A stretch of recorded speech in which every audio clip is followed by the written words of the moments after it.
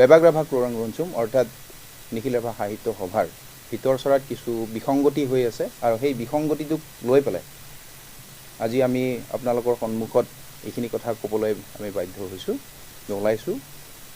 আৰু প্ৰথমতে কৈ লওঁ যে এই যি অভিযোগ এই অভিযোগটো কিন্তু আমাৰ বেবাগ ৰাভা ক্ৰোৰাং ৰুণচুম সভাৰ প্ৰতি নহয় বা সভাৰ বিৰুদ্ধে নহয়। এইটো আচলতে বেবাগ ৰাভা ক্ৰোৰাং ৰুণচুমৰ বৰ্তমানৰ প্ৰধান সম্পাদক ৰাজকুমাৰ ৰাভাৰ বিৰুদ্ধেহে। এইখিনি কথা স্পষ্ট হৈ লোৱাটো ভাল। বিগত সময়ত যিখিনি তেওঁ অনিয়ম কৰি আছে, ভিতৰচৰাত যিখিনি বিশৃংখলতা পৰিৱেশ সৃষ্টি কৰি আছে, সেইটোৰ এগেইনষ্টত আমি আচলতে আজি এইখিনি বিবৃতি দিব লগা হৈছে। আজি বহু সময় ধৰি যোৱা প্ৰায় 1.5-2 বছৰ ধৰি তেওঁ যিখিনি কাম কৰি আছে সেই কামখিনি যথেষ্ট বিশৃংখল হৈ আছে। সদনৰ মজিয়াত সুস্থিৰভাৱে আলোচনা কৰি পেলাই তেওঁ কামখিনি কৰা নাই বুলি আমি অনুভৱ কৰিছোঁ। বিশেষকৈ ইয়াত বহুত কথাই উল্লেখ কৰা হৈছে, আপোনালোকে এই পত্ৰখন পালে গম পাবই। তাৰে ভিতৰত অন্যতম কেইটামান কথা আমি উল্লেখ কৰিবলৈ লৈছোঁ। গোৱালপাৰা জিলা ৰাভা সাহিত্য সভাই এই ক্ষেত্ৰত আগভাগ লৈ পেলাই আপোনালোকৰ সন্মুখত কৈ দিয়াৰ কাৰণে আগবাঢ়ি আহিছে। প্ৰথমে আমি ক'ব বিচাৰিছোঁ তেওঁ যিখিনি বেবাগ ৰাভা ক্ৰোৰাং ৰুণচুমৰ যি ভিতৰত যি আৰ্থিক যিখিনি বিত্তীয় যিখিনি অনিয়ম, সেই বিত্তীয় অনিয়মখিনি আমি আঙুলিয়াই দিব বিচাৰিছোঁ।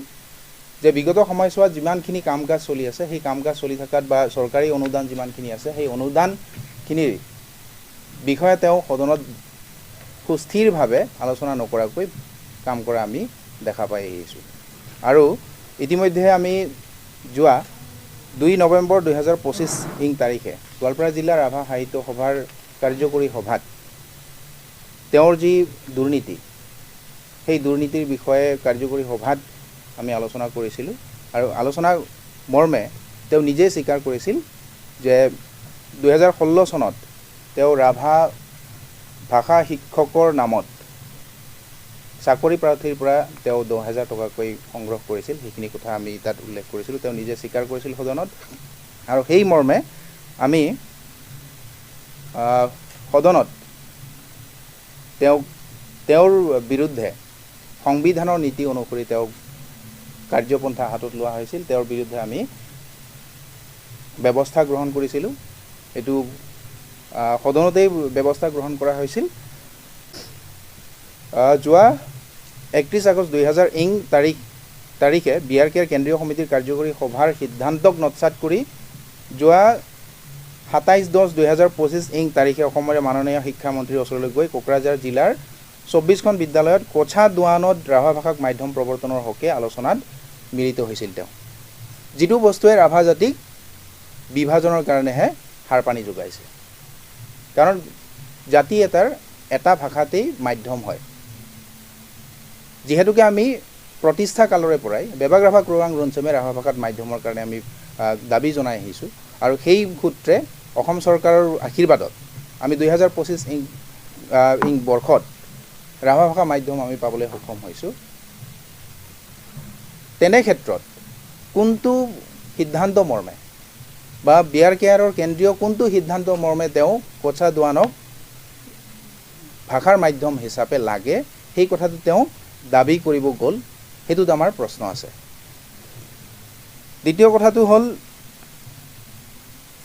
বিত্তীয় অনিয়মৰ কথা আমি আগতে উল্লেখ কৰিছিলোঁ যে যোৱা BRKৰ আজীৱন সভ্য বৰঙণি সংগ্ৰহ কৰিছিল তেওঁ।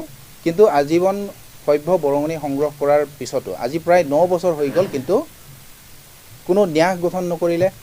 ন্যাস গঠনৰ নামত তেওঁ কোনো ব্যৱস্থা নল'লে। ন্যাসৰ পুঁজি যিখিনি সংগ্ৰহ কৰিছিল, আজীৱন সভ্যৰ কোনো পৰিচয় পত্ৰ বা প্ৰমাণপত্ৰ তেওঁ প্ৰদান নকৰিলে।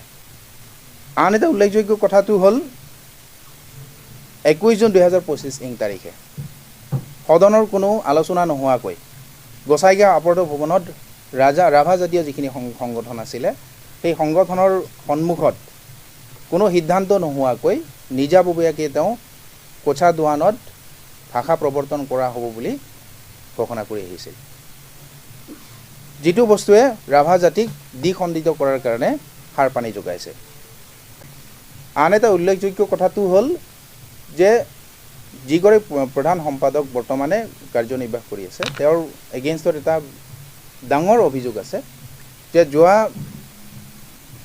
প্ৰায় 10 বছৰ আগত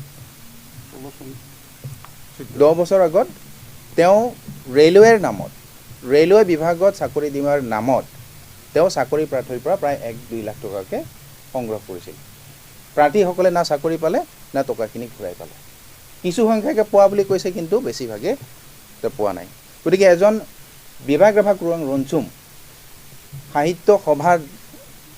সাহিত্য সভাৰ নিচিনা এখন পবিত্ৰ মঞ্চত থকা ব্যক্তি এজনে এনেধৰণে বিত্তীয় অনিয়মত বা কেলেংকাৰীত থকা মানুহজনে কি ধৰণে এনেকৈ সভা এখন চলাই আছে সেইটোত আমাৰ যথেষ্ট প্ৰশ্ন আছে